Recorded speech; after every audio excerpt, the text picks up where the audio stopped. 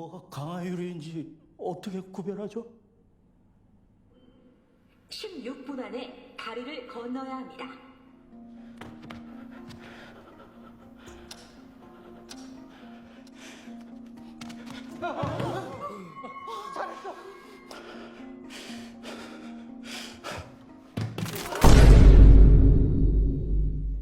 Hai, jumpa lagi dengan saya Boy Paijo, narator paling oh yes di antara yang oh no. Apa kabar kalian semua para sobat Coffee Breakers? Mudah-mudahan keadaan kalian semua selalu baik, bebas hutang, selalu ceria, makmur sentosa, jaya, dan selalu berprestasi. Seperti Bapak Jenderal Andika Perkasa yang sebentar lagi akan diangkat menjadi Panglima TNI. Semoga di bawah kepemimpinan beliau TNI semakin kuat dan dicintai oleh rakyat. Congratulations Jenderal. Kali ini kami kembali datang untuk menepati janji, di mana kami akan mengulas tuntas, membahas habis tentang alur cerita Squid Game. Tak tanggung-tanggung, kali ini kami akan membahas 3 episode sekaligus untuk kalian semua para sobat Coffee Breakers, yaitu episode 7, episode 8, dan episode 9 yang merupakan episode pamungkas dari film Squid Game ini. Tapi sebelumnya kami ingatkan kembali kepada kalian untuk terus mendukung channel ini dengan cara subscribe, like, komen, dan share video-video kami di sosmed kalian. Jangan lupa juga aktifkan lonceng notifikasinya agar kalian tak ketinggalan video-video terbaru dari kami. Subscribe guys, gratis. Tanpa banyak was-wis-wus-wes-wos, mari langsung saja kita ulas alur cerita Squid Game episode 7 sampai terakhir ini. Tapi sebelumnya, kita nikmati intronya dulu guys. Coffee break, salam satu cangkir. Coffee break. Sige-sige-sinde hanggang sabasabog Ibalot mo lahat, salpakan mo na ang tube Huwag kang mahihiya kung mata mo ay mapukay Wala kami pake, mahal ko na si Moba Sige-sinde hanggang sabasabog Habang ang bitay tumutulog Para na suminde.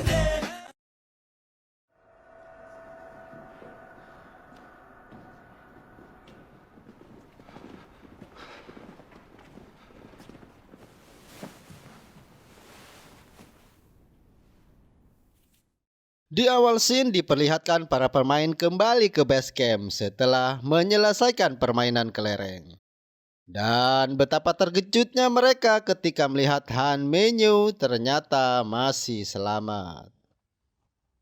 Di sisi lain, si bos besar yang mengenakan pakaian serba hitam terlihat sangat khawatir karena belum berhasil meringkus Jong-ho, seorang polisi muda yang berhasil menyusup ke arena permainan.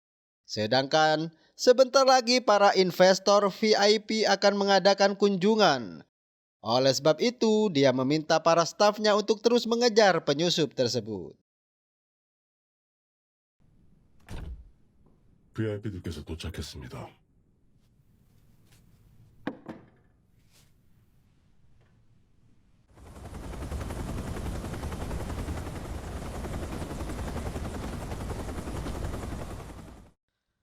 Keesokan harinya, para VIP benar-benar datang. Mereka juga mengenakan topeng untuk menutupi identitas mereka. VIP inilah yang ternyata telah menginvestasikan uang mereka di dalam permainan ini. Dan kali ini, mereka datang untuk menyaksikan permainan secara langsung.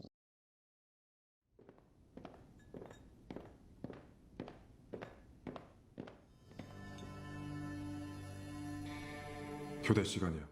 Sementara itu, Jong-ho yang masih bersembunyi di tempat itu terlihat merampas dan mengenakan kostum lainnya agar dia bisa dekat dengan para VIP dan mengambil beberapa gambar sebagai bukti nantinya.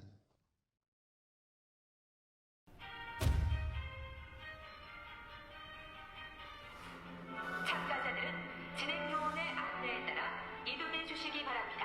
잠시 후 5번째 게임이 시작됩니다.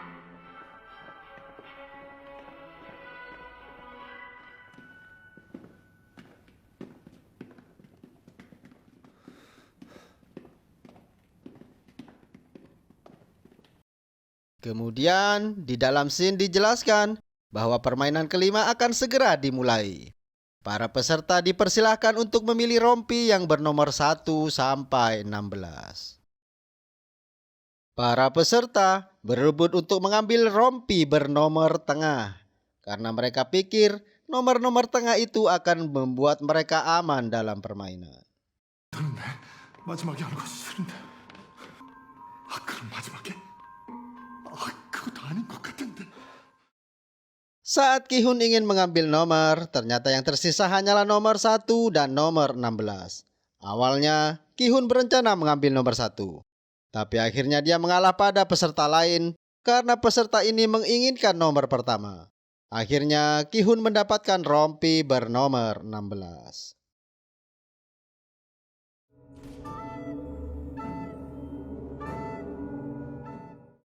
Setelah pengambilan nomor, semua peserta dihadapkan pada sebuah jembatan kaca. Mereka diberi waktu 16 menit untuk melewati jembatan kaca itu sesuai dengan nomor urut yang telah mereka ambil tadi. 참가자들은 앞에 놓인 한 쌍의 유리 중에 1번 유리는 한 사람만 올라가도 깨져버립니다. 유리는 두 사람의 무게도 버틸 수 있을 만큼 튼튼하지만 Jembatan kaca ini terbuat dari dua jenis kaca yang berbeda, di mana kalau salah seorang pemain salah melangkah, berarti mereka akan terjatuh dan akan segera mati. Tentunya menjadi pemain pertama adalah tugas yang sangat berat, karena sekali saja salah melangkah, dia akan langsung jatuh dan mati.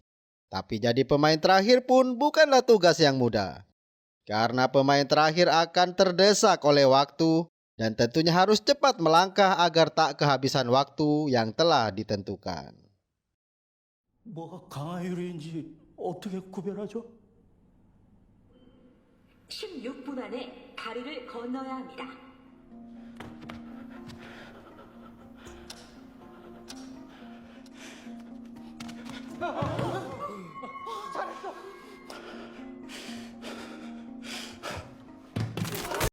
Permainan pun dimulai. Satu persatu para pemain memberanikan diri untuk melangkah dan melompati jembatan kaca tersebut.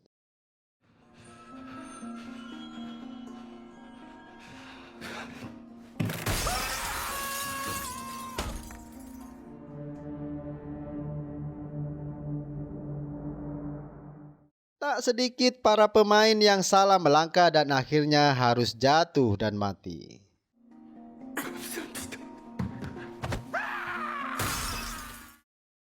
Karena terus didesak waktu, banyak para pemain yang tidak sabar dan akhirnya mendorong pemain di depannya.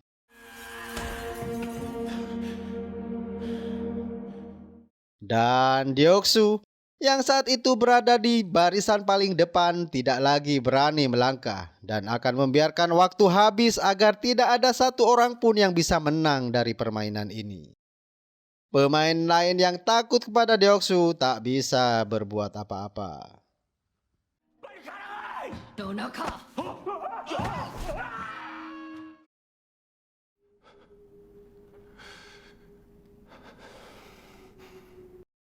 Sampai pada akhirnya Han Minyu melompat ke arah Deoksu, memeluknya dengan sangat erat, kemudian mengorbankan dirinya untuk jatuh bersama dari jembatan kaca itu.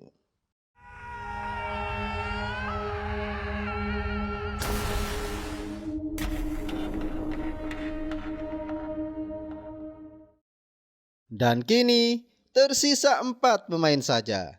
Dan yang berada di barisan paling depan ternyata adalah seorang pekerja di pabrik kaca.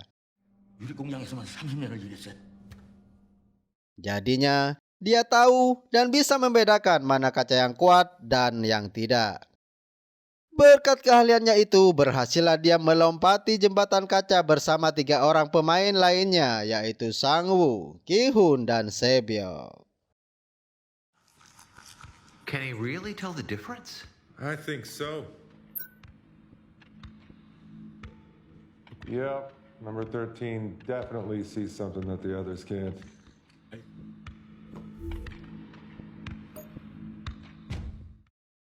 Tapi di langkah-langkah terakhir mereka, si bos bertopeng hitam mematikan lampu agar para pemain kesulitan membedakan kaca yang kuat dan yang mudah pecah. Hingga pemain yang ada di depan tadi tak lagi bisa menggunakan keahliannya saat itu. 어두워서 잘 보이질 않아. 어느 쪽이야? 이제 결정을 해.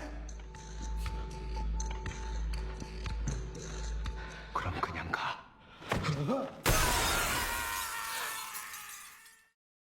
Waktu terus berjalan dan sebentar lagi akan habis. Karena tak segera melangkah, akhirnya Sang Woo kembali memperlihatkan perilaku buruknya. Dia mendorong pemain yang paling depan, hingga akhirnya Sang Woo bisa selamat, termasuk juga Ki-hun dan Sebyok. Beberapa detik setelahnya, jembatan kaca itu pun dihancurkan, hingga sempat melukai tubuh mereka.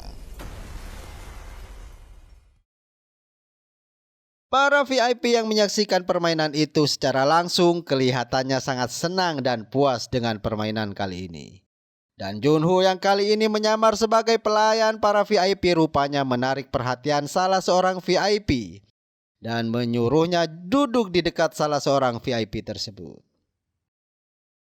You're living at the most exciting moment? You all have fun.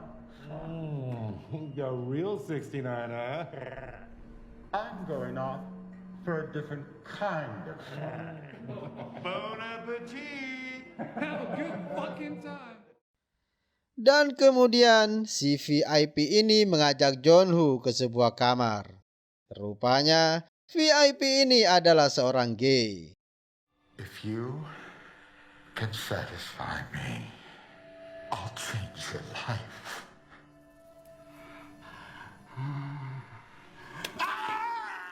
Junho yang merasa dilecehkan dan direndahkan akhirnya marah dan menodongkan pistol ke arah VIP ini. Junho pun juga mengorek semua keterangan dari VIP tersebut tentang permainan Squid Game.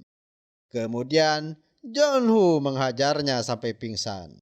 Setelah itu Junho kabur dari tempat itu dengan alat-alat selam yang tersedia di sana.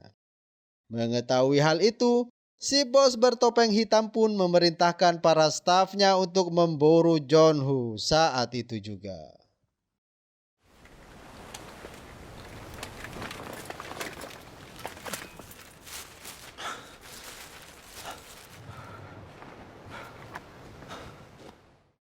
Sesampainya di pantai, Junho pun langsung menghubungi rekan-rekan polisinya sambil mengirimkan semua bukti rekaman yang telah dia kumpulkan selama ini. Sialnya, di tempat itu tak ada sinyal sama sekali. Akhirnya Junho pun memutuskan untuk naik ke atas bukit.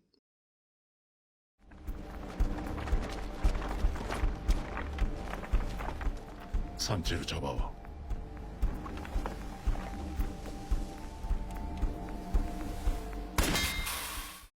Sesaat kemudian, para staf pun juga sampai di sana dan segera menyisir pulau tersebut untuk meringkus Junho.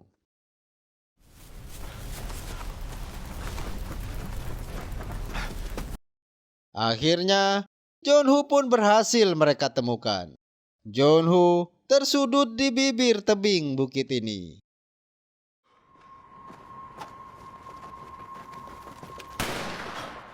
니들이 한 짓은 다 경찰에 보냈고 곧 여기로 해경이 도착할 거야.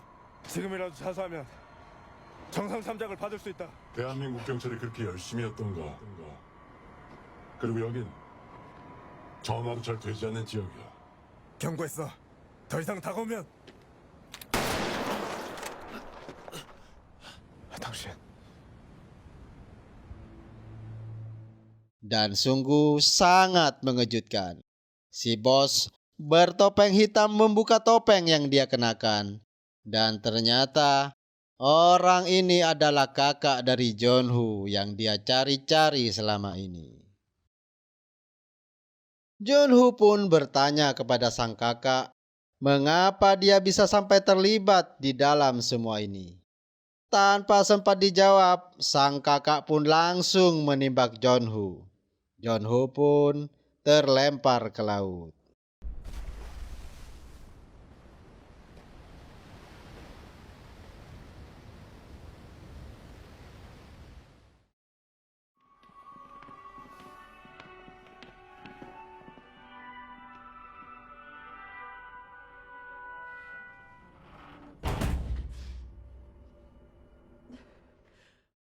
Di scene lain, Sang-woo, Ki-hun, dan Sebyok yang berhasil lolos dari jembatan kaca diminta para staf untuk berganti pakaian dan makan malam bersama.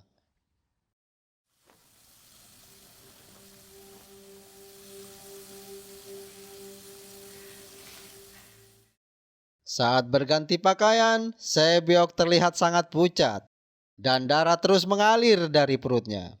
Ternyata pecahan kaca yang cukup besar sedang menancap di perutnya saat ini. Sebyok pun merobek pakaiannya dan mengikatkannya ke perut, dengan tujuan agar darah berhenti mengalir dari perutnya yang sedang luka serius.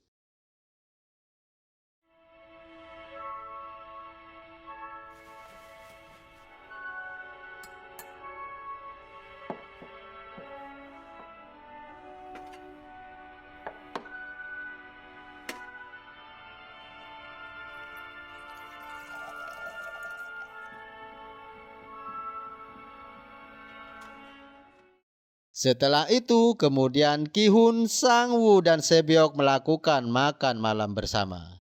Dan baru kali inilah mereka makan enak di tempat bermain tersebut. Ki-hun dan Sang-woo terlihat sangat lahap menghabiskan makanan mereka. Beda halnya dengan Sebyok. Dia yang masih merasakan sakit yang luar biasa di perutnya, bahkan tak kuat memotong daging di atas meja makan.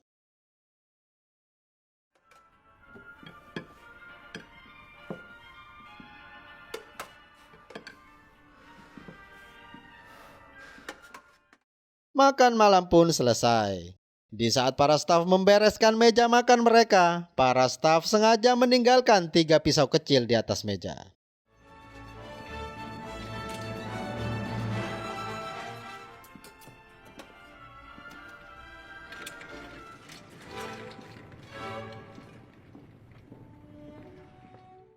Dan dengan pisau itu, Ki-hun berniat membunuh Sang-woo.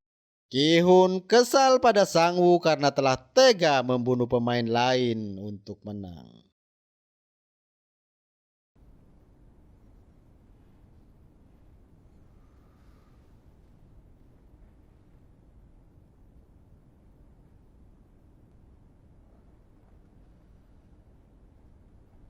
강사벽. Ki-hun mengajak Sebyok untuk bekerja sama melenyapkan Sang-woo.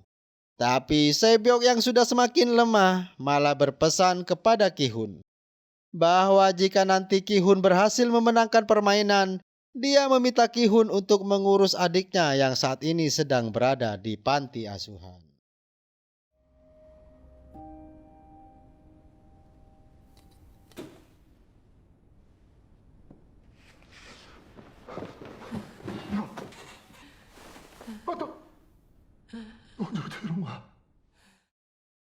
Ki-hun yang menyadari Sebyok sedang terluka parah mencoba mencari bantuan.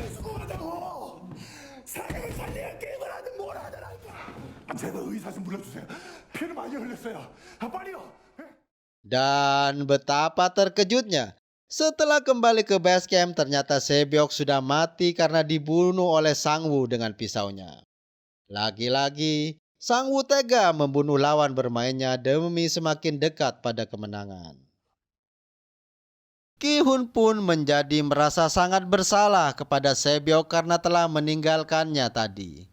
Dan Ki-hun pun juga semakin marah kepada Sang-woo, apalagi setelah Sang-woo dengan santainya berkata bahwa dia hanya membantu Sebyok untuk menyudahi rasa kesakitannya.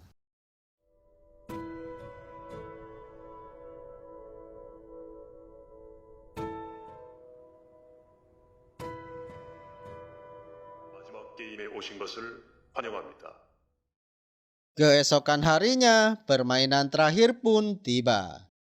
Dan yang tersisa kini hanyalah Sang-woo dan Ki-hun. Permainan yang harus mereka mainkan saat ini adalah Squid Game. Permainan ini adalah permainan masa kecil mereka. Dan saat ini mereka diberi peran yang berbeda. Ki-hun sebagai penyerang dan Sang-woo sebagai orang yang bertahan. Sementara itu, VIP ikut menyaksikan permainan ini dari ruangan lain, sekaligus sebagai saksi siapa yang akan jadi pemenang di permainan terakhir ini.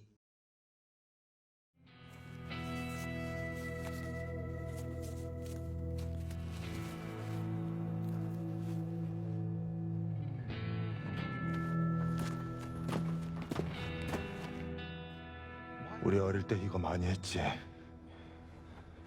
쓸데없는 소리 하지 말고.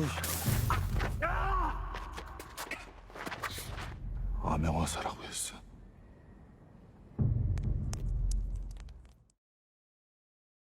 Di permainan kali ini, Sang-woo dan Ki-hun sama-sama dibekali sebuah pisau yang akan mereka gunakan untuk saling menyerang. Di bawah guyuran hujan, mereka pun memulai permainan.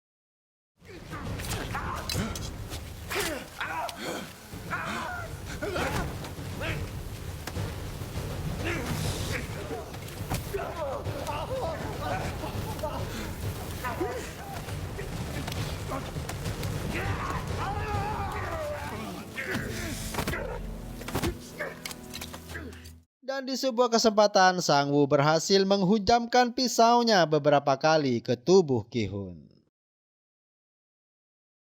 Tentu saja, Ki-hun tak mau begitu saja menyerah.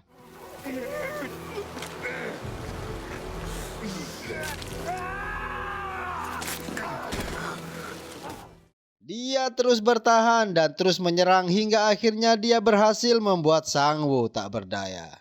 Dengan sebilah pisau yang saat itu sedang menancap di tangannya, dia mendekati Sang-woo dan langsung menikamnya. Namun tak disangka ternyata tikamannya itu sengaja dia hunjamkan ke tanah tepat di sebelah muka Sang-woo. Sepertinya Ki-hun tak tega menghabisi sahabatnya itu. Ki-hun memutuskan untuk tidak membunuh Sang-woo dan berjalan menuju garis finish. Dan setelah sampai di garis finish nanti, maka para staflah yang akan menembak Sang-woo. Dan kemudian Ki-hun akan menjadi pemenang dari permainan terakhir ini. Tapi setelah selangkah lagi dia sampai di garis finish, Ki-hun memutuskan untuk tidak melanjutkan permainan. Yang artinya dia tidak akan mengambil hadiah uang dari permainan ini. Dan memilih untuk menyelamatkan Sang-woo, sang sahabat.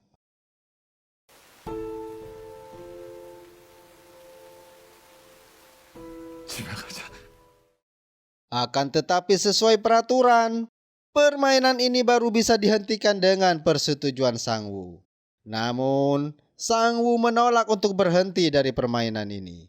Secepat kilat dia mencabut pisau di sebelahnya yang sedang tertancap di tanah. Kemudian menancapkannya ke tubuhnya sendiri. Ya, Sang-woo melakukan bunuh diri. Sebelum meninggal dunia, Sang-woo berwasiat kepada Ki-hun agar Ki-hun selalu menjaga ibunda tercintanya. Dan mau tidak mau Ki-hun pun dinyatakan sebagai pemenang dari permainan Squid Game ini.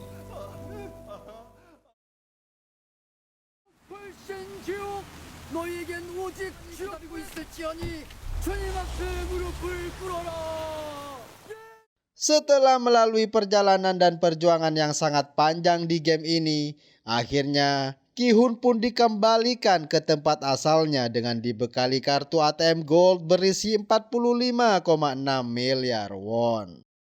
Tapi meskipun sudah memiliki uang sebanyak itu, nampaknya Ki-hun sama sekali tak bahagia. Dia malah terlihat sangat frustasi dan depresi karena dia tahu uang yang dia dapatkan itu telah mengorbankan ratusan nyawa manusia termasuk sahabatnya sendiri. 기훈아, 고등어야. 가서 엄마랑 같이 먹어. Bahkan saat bertemu ibunda Sangwoo, dia tak kuasa menatap wajah sang ibu. 기훈아, 저 요즘 상우랑 연락한 적 아니다. 들어가. Dan lagi-lagi hal menyedihkan terjadi karena setelah sampai di rumah, Ki-hun telah menemukan ibundanya yang selama ini mengidap penyakit gula telah meninggal dunia.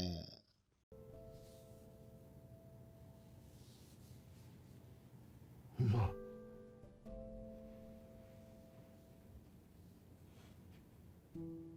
눈 좀 떠봐.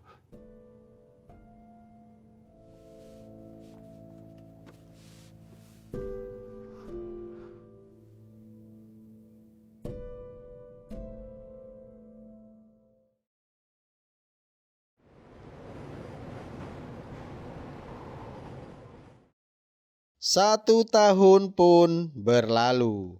Nampak penampilan Ki-hun semakin tak terurus dan berantakan, mirip seperti gelandangan dan gembel yang tak terurus.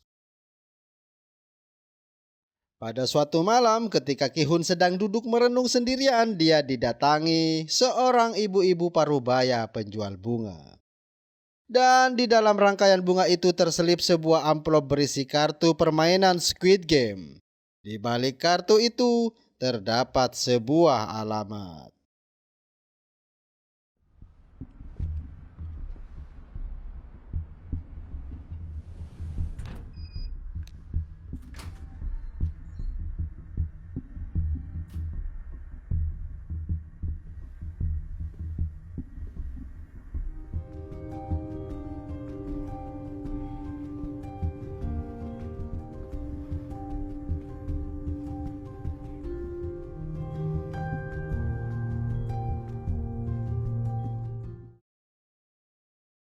Ki-hun pun mendatangi alamat itu. Betapa sangat terkejutnya dia ketika di situ dia melihat kakek Ilnam sedang berada dalam keadaan lemah dan sedang mendapatkan perawatan medis. Karena yang Ki-hun ketahui, seharusnya kakek Ilnam sudah mati tereksekusi di permainan kelereng. 당신 누구야? 돈 얼마나 쉽게 벌길래 이런 짓을 하는 거야? Akhirnya kakek Ilnam pun mengakui bahwa sebenarnya dia adalah tuan rumah dari permainan Squid Game, sekaligus sebagai bos yang sebenarnya dari permainan itu. Kakek Ilnam mengaku sama sekali tidak bahagia meskipun memiliki uang yang sangat banyak, hingga bingung dan tak tahu bagaimana harus menghabiskan uangnya. Dengan tumor otak yang dia derita saat ini, serta hidupnya yang diprediksi tidak akan lama lagi, dia memikirkan bagaimana caranya dia bisa bersenang-senang di akhir-akhir kehidupannya.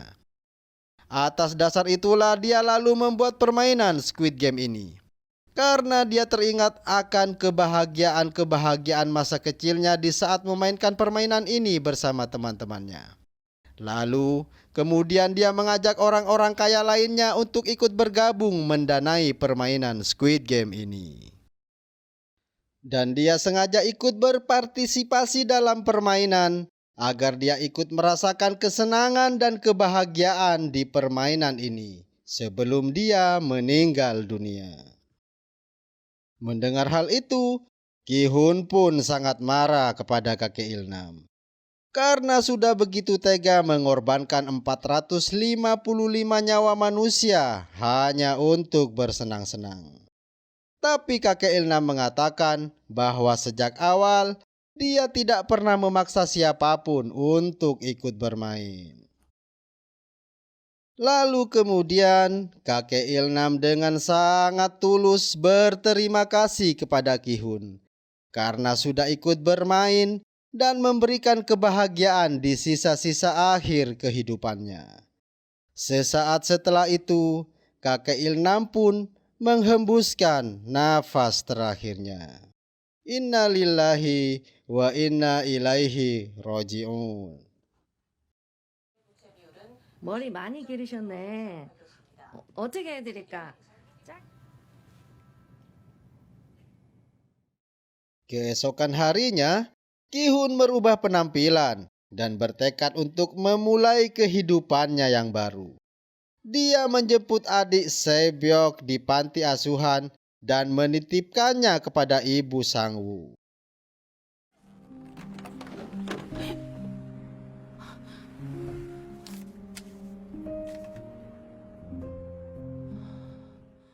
Dia juga memberikan uang yang sangat banyak kepada mereka sebagai wujud melunasi janjinya kepada Sebyok dan sahabatnya Sang-woo. Film pun diakhiri ketika diperlihatkan Ki-hun sedang berniat menyusul anaknya ke Amerika. 가영아, 아빠가 도착하면 다시 전화할게. Tapi di bandara, Ki-hun melihat pria perlente sedang bermain dakji dengan seseorang yang lainnya. Persis sama seperti saat dirinya dulu sebelum akhirnya terseret ke permainan Squid Game berdarah. Di scene terakhir, diperlihatkan Ki-hun sedang berbicara dengan seseorang di telepon genggamnya. Dan dia mengatakan dia akan membalas dendam atas apa yang dia dan teman-temannya alami selama ini. Ki-hun pun berbalik arah meninggalkan bandara. Squid Game ini pun tamat. Dari ending serial ini seolah mengisyaratkan bahwa Squid Game ini masih akan berlanjut untuk misi balas dendam. Apakah benar masih akan ada kelanjutan dari serial ini? Entahlah. Kita tunggu saja guys. Sebelum video ini ditutup, tak lupa kami ingatkan lagi kepada kalian semua para sobat Coffee Breakers agar selalu mendukung channel ini dengan cara subscribe, like, comment, dan share video-video kami di sosmed kalian agar teman-teman kalian juga tahu tentang channel ini dan agar kami semakin semangat untuk membuat video-video lainnya untuk kalian semua para sobat Coffee Breakers. Jangan lupa aktifkan juga lonceng notifikasinya supaya tak ketinggalan video-video terbaru dari kami. Akhirnya, saya Boy Paijo dan editor saya si Gondrong Umam Surawi Jack Frost pamit undur diri. Kalau ada kesalahan, mohon dianggap benar. Salam semangat, jangan lupa bahagia, dan jangan berhenti berkarya. Assalamualaikum warahmatullahi wabarakatuh. Coffee Break. Salam satu cangkir. Sige sinde hanggang sa pasabog. Ibalot mo lahat, salpakan mo na ang tube. Huwag kang mahihiya kung mata mo ay mapukay. Wala kami pake, mahal ko na si Moma. Sige sinde hanggang sa pasabog. Habang ang bitay tumutunog.